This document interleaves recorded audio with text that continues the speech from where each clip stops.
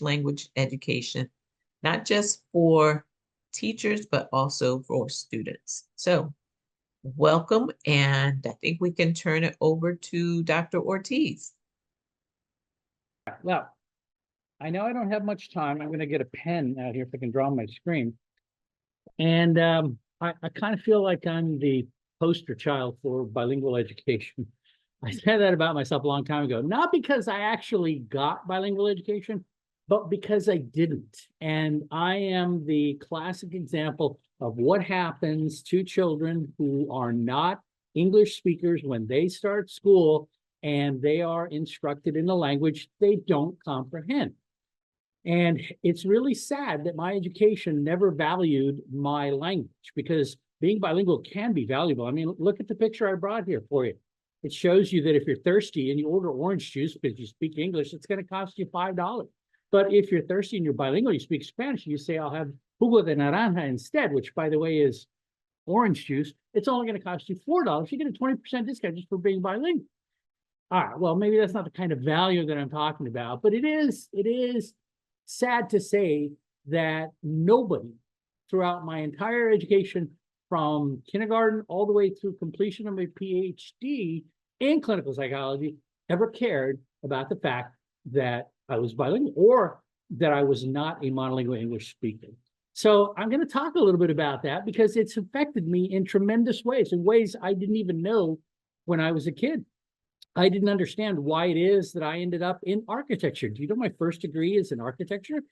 My second degree is in psychology, and that wasn't even supposed to be what I wanted to go into. I didn't really want to go into psychology. I was headed to being an architect. And why?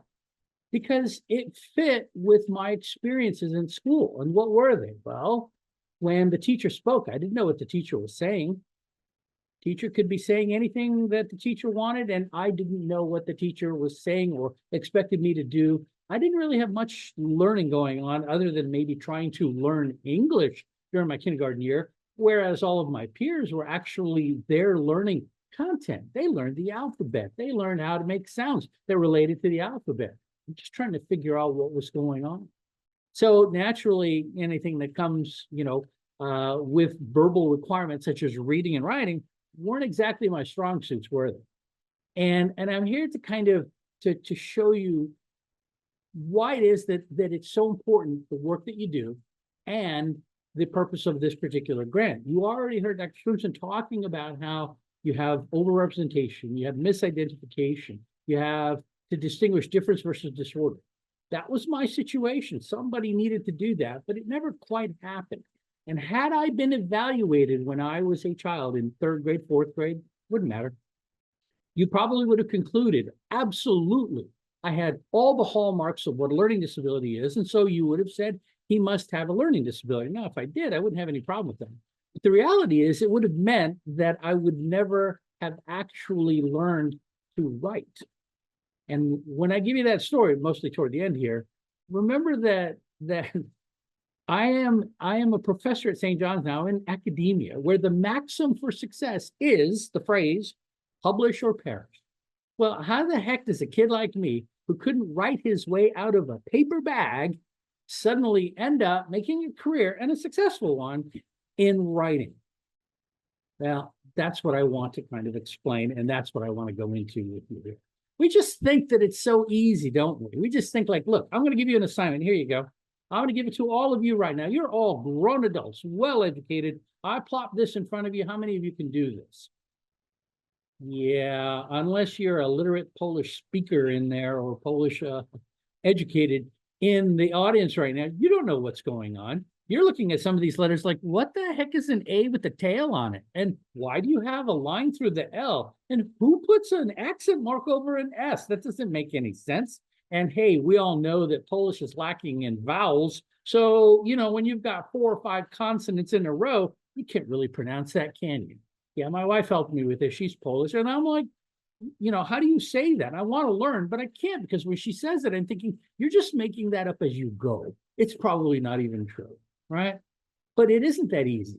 This is what an English learner feels like when they enter the classroom and they don't speak any English.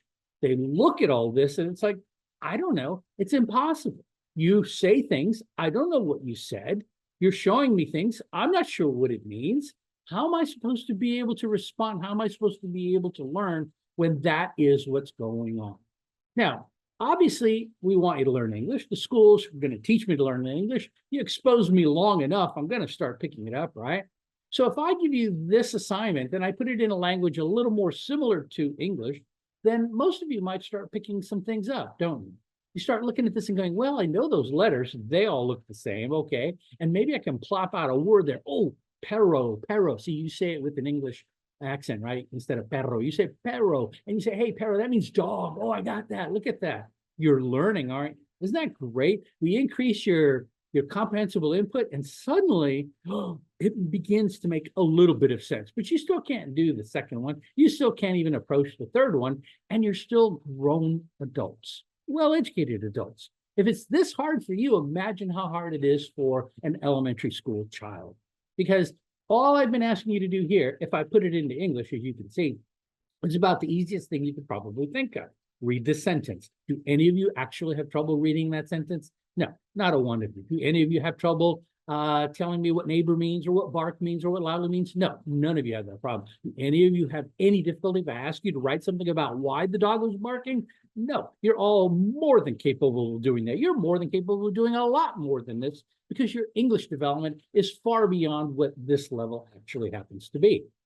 But if you're new to English, if you're new to school, if you're new to instruction in a language you don't comprehend, then it feels like it did when it was on the first slide in Polish.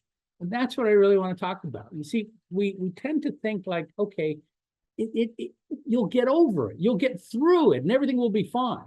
We seem to think that, well, once you've learned English, then you're just like everybody else. No, you're not, okay? I'm not, and I never will be.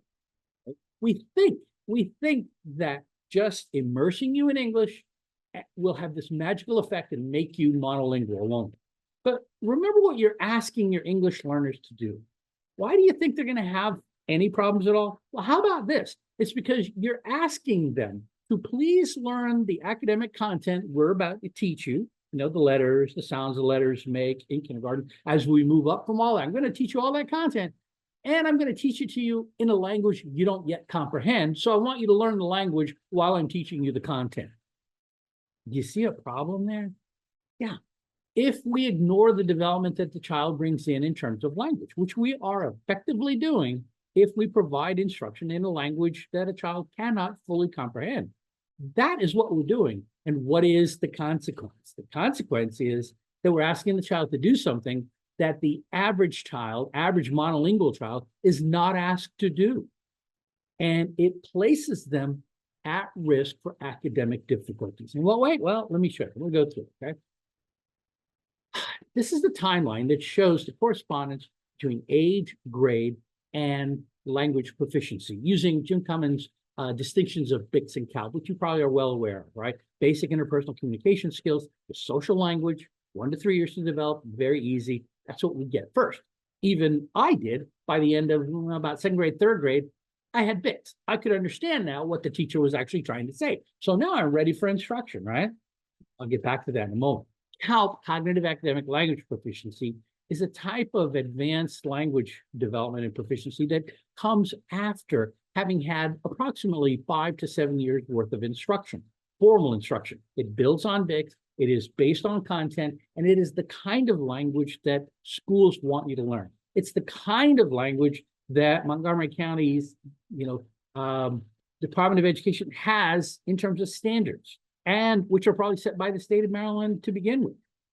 You have these ideas about what children should be accomplishing at a certain age and a certain grade, okay? And it increases yearly. So you don't speak the same way, use the same language, write the same way, or read comparable, okay, to what you read in kindergarten, what you could do in kindergarten when you're in 12th grade. You better have advanced. Otherwise, you're not getting your diploma, are you? Now, the problem is this. Chronological age works beautifully when you're monolingual, because if you're 8 years, 6 months, and 3 days old, how long have you been learning English if English is the only language you have been learning your entire life? 8 years, 6 months, and 3 days, right? It's very, very simple. But that wasn't the case for me, was it? Because when I started kindergarten, I was 5 years old. By the time I was 8 years, 6 months, and 3 days old, I had been learning English for at most 3 years, 6 months, and 3 days. And I didn't really have that much time because when I went home, I didn't have English at home. I mean, I started using it more, but my parents couldn't. They didn't. And lest you think, oh, my parents probably taught me English. No, no, it was the other way around. I taught my parents English. My English was better than my parents by the time I'm in third grade. They weren't teaching it to me. It was the other way around. I spoke with my sister, who was a year older, so we had a little bit there. But I don't go to school 365 days out of the year, do I? And so at the end of 5 years of school instruction, I don't really have 5 years worth of English language development, but I'm expected to.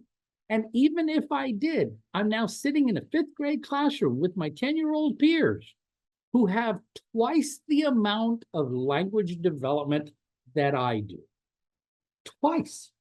That's comparable to saying, I'm a 5-year-old kid, but you expect me to do whatever a 10-year-old person can do. I don't know if there's a lot of difference there, but yeah, there really is a lot of difference there, okay? Think about the difference between a 1-year-old and a 5-year-old. All right, maybe that difference lessens a bit, but 10-year-olds can do a lot more than a 5-year-old can. And yet, that's what you're expecting of me. And how well do you think I'm going to be able to do that? If I'm some kind of super exceptional genius type of child, yeah, maybe I can pick that up and it's not a problem. But if I happen to be dead on average, this is not going to work for me. And you're going to look at me in that fifth grade classroom and wonder why I haven't caught up, even though I probably have already passed the WIDA. I believe Maryland uses the WIDA, Title III. So I've already passed it. I've already demonstrated I can speak and comprehend English. I got my BICS, right?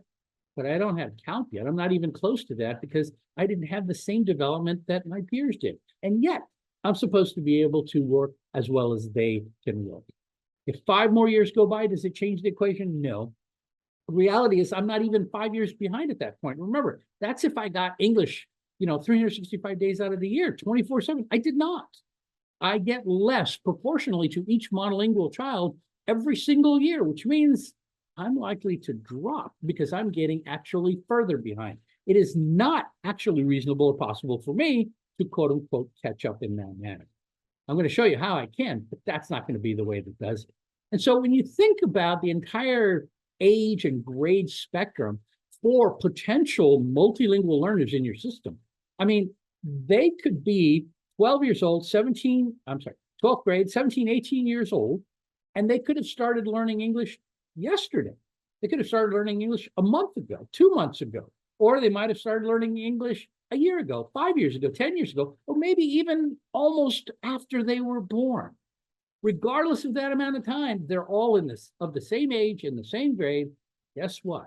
You have the same kinds of expectations of their performance, even though their development in that language is vastly different. And that is our problem. One of the things that I've been helping on already really is to get people to understand the concept of true peer comparison. You can't compare individuals just because they're both Hispanic, just because they're both 10 years old, just because they're both in fifth grade. That happened to me. In my fifth grade classroom, I happened to be attending Antilles Middle School in Puerto Rico at the time, not because I had been raised there, but my father had been transferred to Vietnam and he was in the military. So my mom wanted to live near her mother. So we went back to Puerto Rico to live on base housing there for that 1 year. So I attended a DOD school on base. And there was a kid who started that fifth grade year with me. He was 10 years old like I was, boy like I was, Puerto Rican like I was, father in the military like my father was, same rank. The family making the same amount of money, same socioeconomic status, same geographic location, living in the same place, going to the same school. So you would think, wow, we are peers, aren't we? Well, by most measures out there, it seems that way, but we really weren't. He had just started learning English when he started school that year, having been educated in Spanish in Puerto Rico before coming to the DOD school. Okay? I had been educated in English starting at age 5, and now I'm 10 years old. So if you evaluate us in English, I outperform him. You evaluate us in Spanish, he outperforms me because I never had any instruction in my native language. And so we have very different types of development in each of the 2 languages we speak, even though we are almost identical in every other respect. So what happens? All right. Well, we tend to minimize, particularly in education, the importance of early language development. Here's the Hart and Risley study from 2003, which really emphasized that talking to your child was an important thing to do. And they were looking at not at emergent multilingual learners. They were looking at monolingual English speakers. What they found was that children who had parents who were highly verbal and spoke often to them those children had basically heard 30 million more words in their 3-year lifetime as compared to children with low verbal parents who didn't speak very often. Now, sometimes that could be a function of how much time you have with your child. If you're working 2 jobs because you're low SES, you're probably not home a lot and you don't have as much time to speak to your child, right? So this was, again, all on monolinguals, but it shows how vastly different language development can be even among monolinguals. Imagine how far behind I was these high verbal families when I was 3, when I had virtually 0 English in my life, right? All right. Then later on, more recently, Rachel Romeo and her colleagues in 2018 kind of clarified this issue a bit and said, hey, it's not just talking to your child, but it's how you talk to your child. It's talking with your child.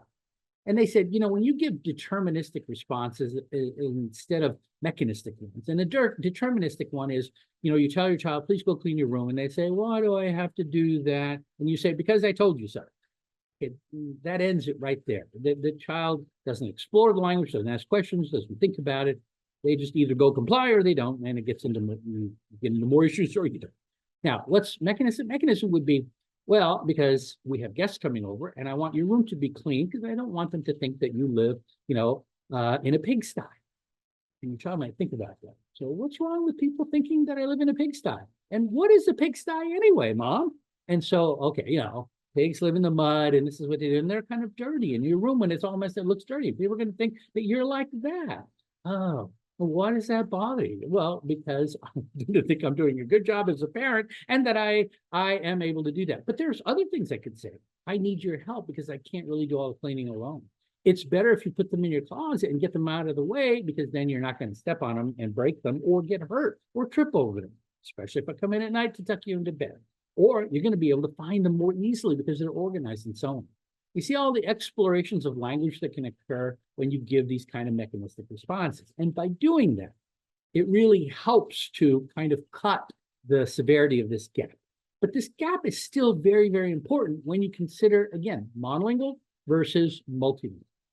Back in, when was it, 1997, 98, I recall that there was a person running for the governor of California at the time. So it was a long time ago. And they were pushing a platform that included anti-bilingual education. Let's get rid of bilingual ed. And they had a referendum on the ballot that year, which was called, Prop 227 was called English for the Children. That sounds so wonderful, doesn't it?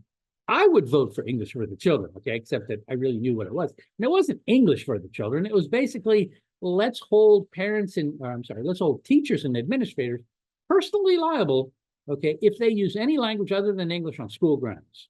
Yeah, you could be sued because you happen to say, hey, today's Taco Tuesday. Uh-oh, sorry. You're going to pay up for that one, aren't you? I don't know how you can even do that in California. How do you study the missions in California? How do you say the names of the cities like San Diego, San Francisco, without using Spanish? You're using Spanish. So anyway, kind of crazy. But the premise is children catch up. So I thought, all right, let's find out. I kind of created a chart and I wanted to do it mathematically, and I'm going to run you through it here. Usually I might do this interactively if we were together and I had more time, but I'm going to do it for you. I'm going to show you what happens here. Number of hours, okay, on the y-axis in terms of hours of exposure to language. On the bottom, birth to age 14, kindergarten through 9th grade, okay? Now, what am I going to chart here? I'm going to chart the amount of language development that the average child has. Now, to do that, I had to make some assumptions, and I decided to create these sort of uniform phases of 5 years, because birth to age 5 is before you start kindergarten, and then formal education age 5 to age 10. So that's after 5 years, and then 5 years after that. So I think it was kind of natural division now. And then the assumption I had to make was that in order to learn a language as you are born, you pretty much have to be, and I hope you'll agree with me on this, pretty much have to be conscious. I don't think anybody's going to doubt me on that one, right? You got to be awake. Learning when you're in a coma or when you're in a sleep, it doesn't work very, very well, does it? Okay, so yeah, let's not go down that road. Let's just say you're awake. When you're awake, as long as you're not a feral child being raised by wolves somewhere, you are interacting with human beings who are talking to you in some way. Okay, and it doesn't have to be spoken language. If they're using sign language, you're still learning language. Okay, now how much language do you get? Well, if you have to be conscious, then all we have to do is figure out how many hours is the average child awake. So let's start with birth to age 5. And I did a little research, and I found out from the what is it, the National Sleep Council, and a newsletter was put out by pediatricians that indicated that children in elementary school, so like kindergarten, first grade on up, should be getting at least 10 hours of sleep per night. And in fact, kindergarten, first graders, they said should be closer to 11. So it kind of makes sense because remember, the adult recommendation is 8 hours of sleep. So once you start getting past age 10, you're starting to get closer and closer to that 8 hours, right? So it kind of made sense to me, which means then if we're talking birth to age 5, it's got to be more than 10 or 11.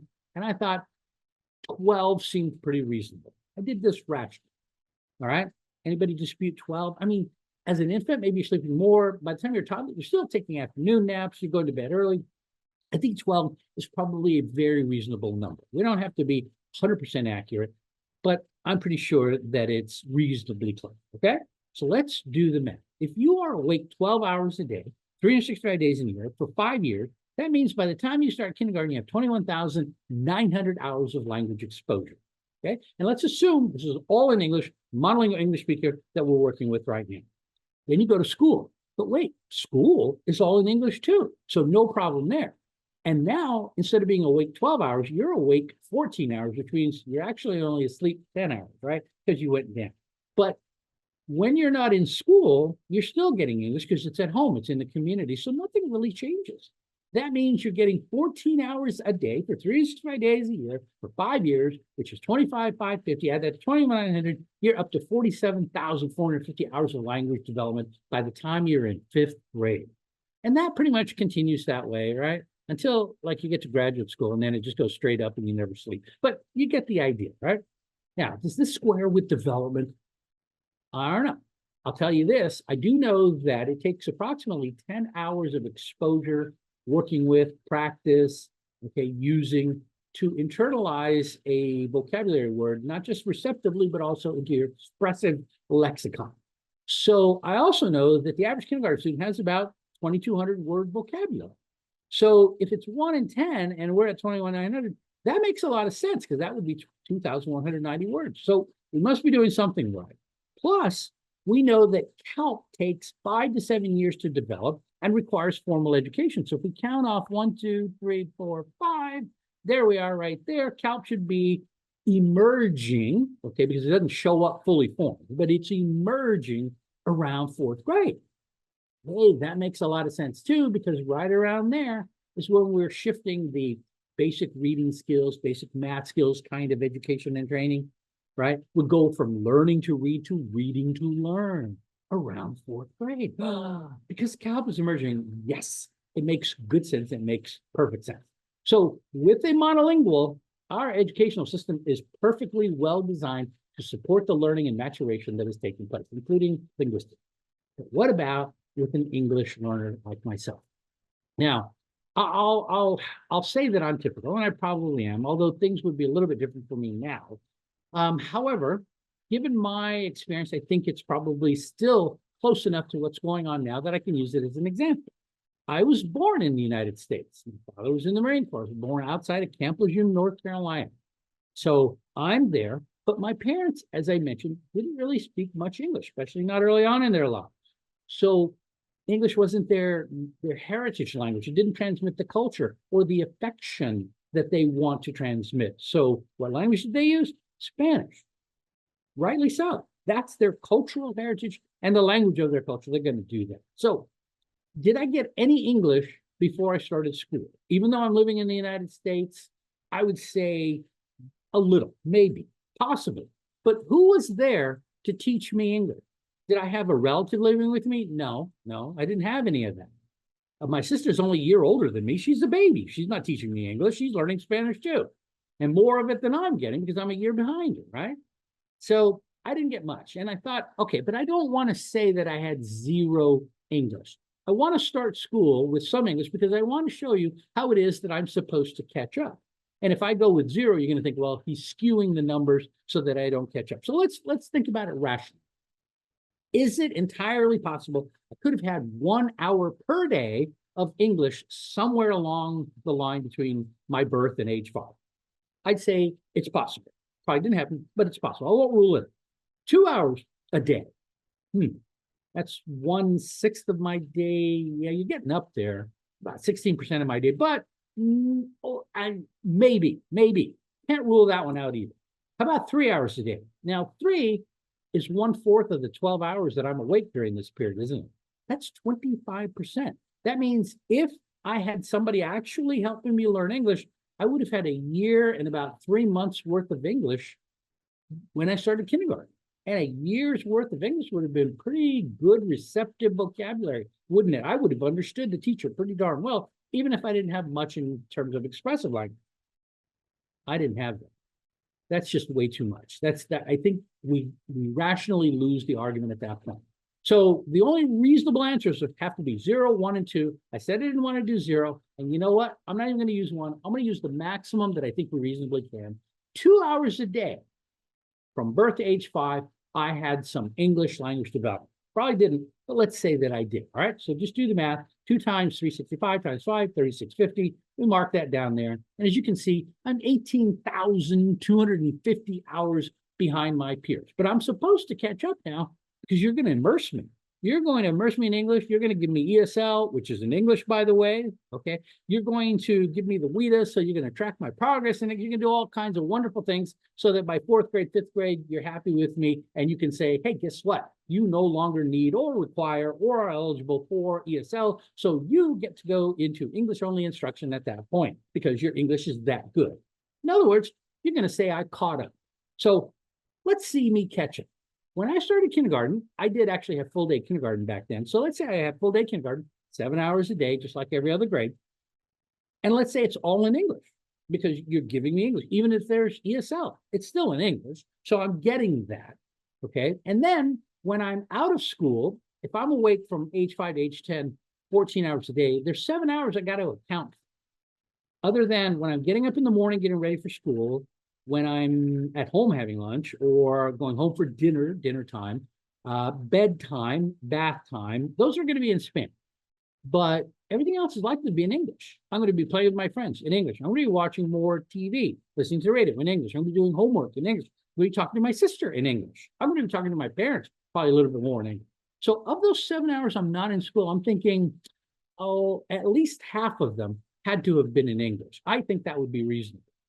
Problem is, half of 7 is 3.5, and I didn't want to introduce fractions into the equation and traumatize people with the math. So we're going to round up, not down, up. We're going to say I even had more, not just 3.5. I had 4. I had a majority of hours in English during that period of time.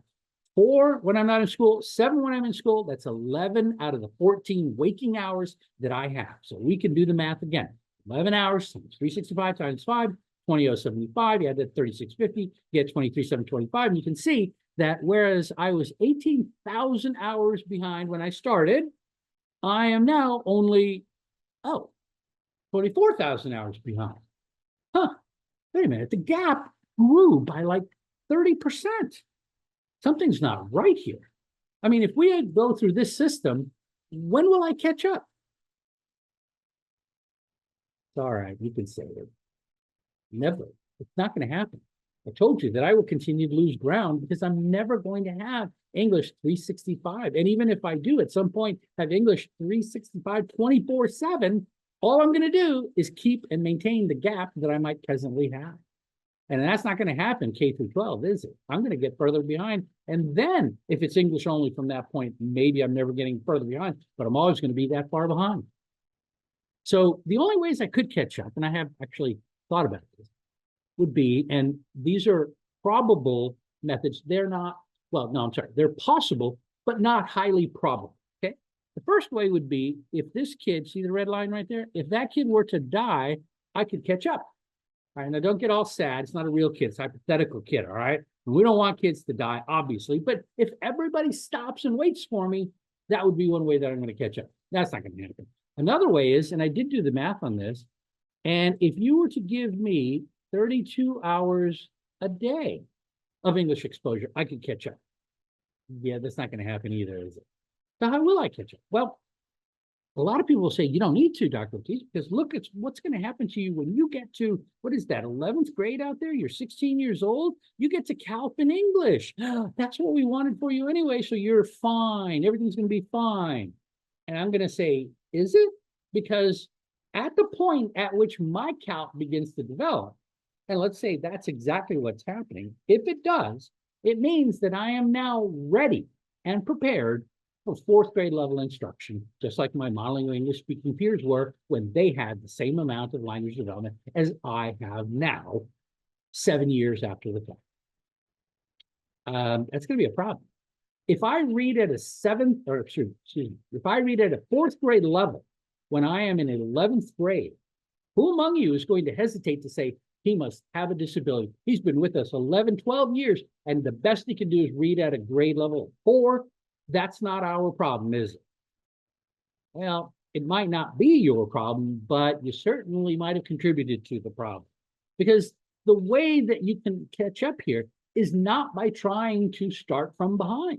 In fact, the only way to remain comparable is to capitalize on the development that a child brings in.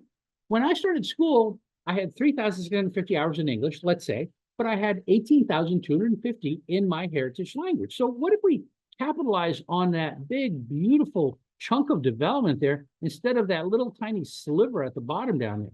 Well, if you give me also native language instruction while you teach me English, so I'm not saying you can't teach me English, go ahead, but also give me native language instruction core subjects, reading, writing, math. You know what happens? I get to CALP in my heritage language by the time I'm in 6th grade. And what does that mean?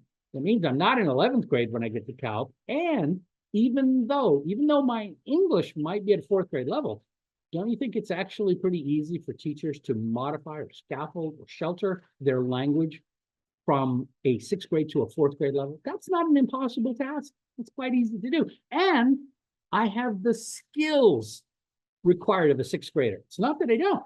I don't have the English required of a 6th grader, but I have the skills required of a 6th grader. And now that I've developed CALP, Cummins' work on the developmental interdependence hypothesis, he calls it, or the iceberg model, you might know it more informally, with the process of linguistic transfer, I will take 1 to 3 years to transfer my learning that I already have and bring my English skills up to grade level. And how do I know that? Well, people have looked at it. Here's the Thomson-Collier studies from 1997 and 2002. And it's exactly what they showed. And it was basically that this green line right here, this was the program I was just describing, late exit, maintenance type, bilingual education. If you give me that, you can see, here I am in 6th grade, all right, I was there. But by 8th grade, my numbers are off a little bit down here, but by 8th grade, I'm at grade level. 1 to 3 years is all it really takes, and there I am. And I am succeeding and failing at the exact same rate. Look at the percentile rank. It's outside the parentheses. The parentheses is the parentheses is the percentile rank. The number outside the parentheses is the normal curve equivalent, which are difficult to interpret, so forget that. Go with the 54th percentile, which is very close to the 50th percentile, which means I'm succeeding and failing at exactly the same rate as your monolingual English speaker. That means I'm probably being referred at the exact same rate. Really very impressive. If you give me two-way bilingual, it works even better. I get to the 70th percentile by the time I'm in 12th grade. If you give me no native language instruction, like the 2 programs at the bottom, even though they're designed to assist my English language development, and I get that, the problem is that it's a sequential. It is a, what's called a, subtractive bilingual type of program. You take away my heritage language and you give me a new one. Okay, fine. But look at the educational outcomes and the trajectories for children in those types of programs. This is the problem. And when they are below grade levels here and here, that's where the question comes up, is that a difference or a disability? And for the most part, it's going to be a difference. Why? Well, because look at what it takes to be able to catch up. I'm going to turn this and I'm going to show you that all of these points on the graph here are really overlapping distributions, because kids in every type of program, there are some who succeed and some who fail. So some kids, even in the best programs, are failing, and some kids in the worst program are still succeeding. But if we turn that over and we look at that in terms of the way that the way we refer children, we find that the at-risk range, which tends to be 1 to 2 standard deviations below the mean, which is right there, in a dual language program, it gets cut down to just 6%, because those kids are actually succeeding. They're above the mean in that particular case. So, you know, the saying that a rising tide floats all boats, probably very true, even kids with mild disability. The green line, the one I just showed you from the chart there, which is almost identical to the distribution of monolinguals, 11 versus 14%, really a negligible difference in terms of kids that are at risk for educational difficulties. But the moment we start giving less, we capitalize less on the development, like a transitional early exit bilingual program, we now double the size of those kids at risk.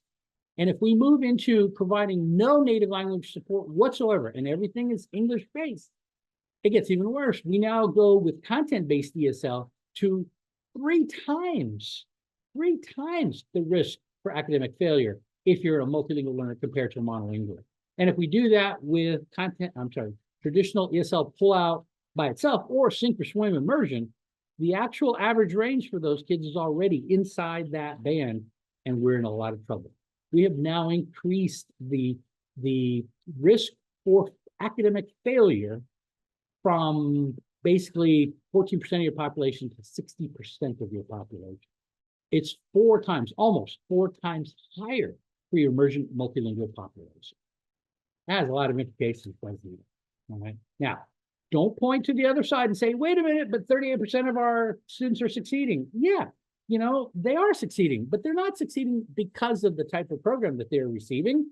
They're succeeding in spite of the type of program they're receiving. Why? Because they have good natural ability. They're above the mean. I mean, even the kids in this range here that I just hatched for you, those kids have IQs that would be approximately 100 to 105, above the mean. And yet they're still at risk for academic failure. So you want a kid to get through school with, you know, virtually not much help at all. All they need is a 106 plus IQ, but only about 38% of your EML population is ever going to be in that category. So we can't focus on that and think, well, we must be doing something right. We have to focus on, okay, potentially, what are we doing to support this other larger, much larger group that really needs our help? So bottom line is, you think, you know, in my life, you look at me and you think I went A to B to C, and here I am, and everything was hunky-dory and stuff. And that's not actually the reality. And it wasn't until I respecialized from clinical psychology into school psychology. I did a postdoc in bilingual school psychology at San Diego State University, and I went back into education to learn how to be a school psychologist, and it was life-changing, primarily because the program was a multicultural one. The first time ever that somebody said, hey, the fact that you speak Spanish is an important thing. The fact that you're Puerto Rican, you have this cultural background, that's going to be an important thing. And I thought, wow. And when I was reading books, particularly books by Jim Cummings, you remember his bilingualism, let's see, bilingualism and pedagogy, what's the book? Oh, I don't know. Oh, anyway, it was a wonderful book where he sort of proposed the ideas of Dixon Kalp, and I was reading that, and I'm thinking, uh-oh, he's talking about my life. And I realized, is this real? Does it make sense? And I thought to myself, you know, I have a way of figuring this out. Because along the way, something happened when I was in grad school. Now, I don't have time to give you the whole story, but trust me, I almost flunked out. I actually took a year off to figure out whether I wanted to stay in school. I was put on academic probation. I was given a semester to finish a project, and if I didn't finish it, they would have thrown me out right then and there. So I'm about to flunk out of graduate school, not even get my doctoral degree, not get a master's degree, not get anything. And maybe I'll go off and be an architect, right? And an ignorant architect. But I did something during that time that was very intensive, and that I thought, looking back, I didn't know what I had done at the time, but looking back on it, I thought to myself, I wonder if that experience taught me to write. I wonder if that experience changed my writing ability. And I thought to myself, I have a way of testing. I have a way of testing this Bix and Calp stuff that Dr. Cummins is talking about. I thought, I have my own personal test history, okay? Because I remember it. I remember taking the PSAT when I was in 11th grade in high school. You know how I scored on that? It wasn't horrible, but my verbal was 560, my quantitative was 120 points higher. Difference of 120 points.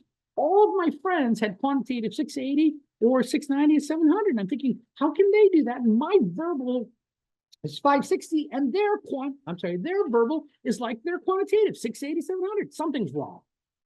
So I thought, I asked them, and they said, study vocabulary words. Oh, okay, that was the secret.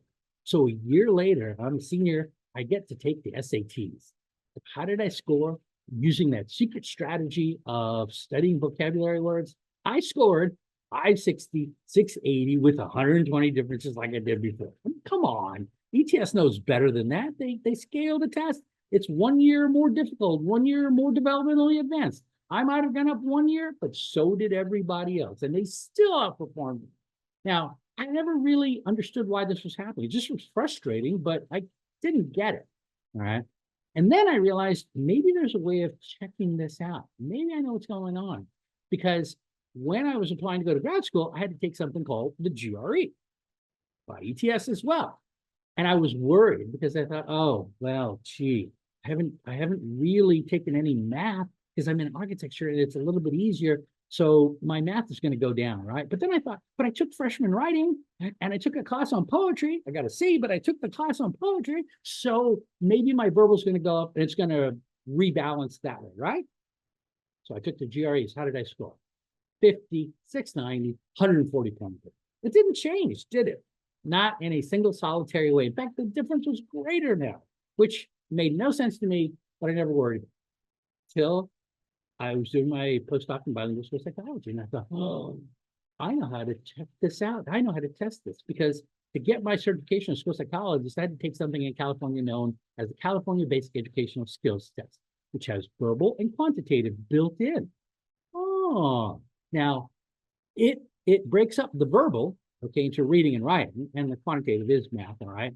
But I thought if this guy Cummins knows what he's talking about, and something did happen to me when I was in grad school and I was able to learn to write, then my writing should be okay and there shouldn't be a difference. But if he's full of prunes and I don't want to believe what he's talking about, okay, then I'm going to get the same pattern I have always seen. And if that difference is there, then it means he doesn't know what he's talking about. So I took the CBEST, and how did I score? Reading and writing, quantitative, the difference. Gone.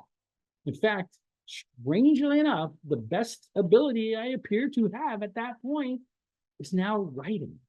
I had learned to write. I didn't realize that I had, okay? And the important part about this is that what it implies. It means that I never lacked the capacity to be able to write. I never lacked writing ability.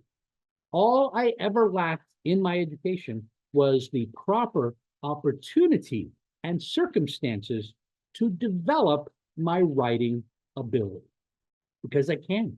I now make a living doing it. I know you can't see behind me on my bookshelf up here, but how ironic is it that a kid who could not write, who was trying to avoid it actively, who was in architecture, didn't want to go to graduate school, almost flunked out because didn't get a second-year project done. How is it that that kid ends up writing for a living, publishing for a living? That's what I did. And it's because I never lacked that ability. I didn't have a disability. And if you had told me that I had a disability when I was a kid, it would have explained everything. I would have understood and I would have said, yep, I can't write. It's not in my bones. Sorry. I'm not even going to try. Why bother? And the reality is, I'm actually a pretty decent writer. And I always had that capability. I just never had the opportunity to do that. And I say that because this is what I believe is being expected of all of you. Through the Rose Bowl, there are kids just like me in your classroom right now, coming to your schools right now, who are in the same position that I was in many, many years ago. Too many more than I care to say. But they have the ability too. And will they ever realize that ability? Will they ever get the chance to maximize That ability, well, that all depends on you. That's what the Rose Grant is trying to do. And I will do my very best to be able to support that, of course. And I know my time is up now, so I'm going to turn it back to the organizer. But I want you to again realize what my life might have been had I not learned to read. And it was through accidents. It was by fate, destiny, perhaps divine intervention. If this had all taken place during my K-12 education, then I would have been all the better for it. So I'm not bitter. I don't regret. No, I'm not even angry. But I am very passionate about making sure that I can do whatever I can to assist all of you in helping each and every one of those kids, because I see myself in each and every one of them. So thank you very much. There's a picture of me and my sister when we lived in the Philippines. Yes. I had a very modest upbringing when I'm playing with my rooster. He was my pet. But I'm going to turn it back to our organizer.